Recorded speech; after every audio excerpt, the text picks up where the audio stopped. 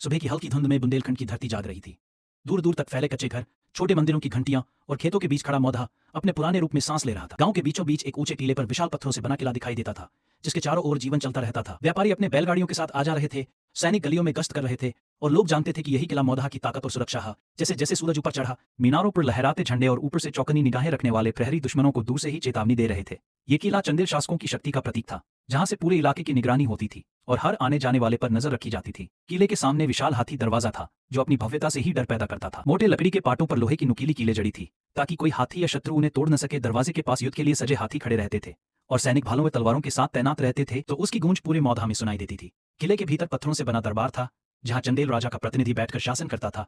दियों की पीली रोशनी में खड़े स्तंभ, दीवारों पर उकेरी गई आकृतियां और चारों ओर खड़े पहरेदार उस जगह को गंभीर और रहस्यमय बनाते थे। यहीं से न्याय होता था, कर वसूले जाते थे और युद्ध व शांति के फैसले लिए जाते थे। बाहर से साधारण दिखने वाला यह किला अंदर से सत्ता का केंद्र था। यही वो जगह थी जहां से गुप्त सुरंग नीचे अंधेरे में उतरती थी।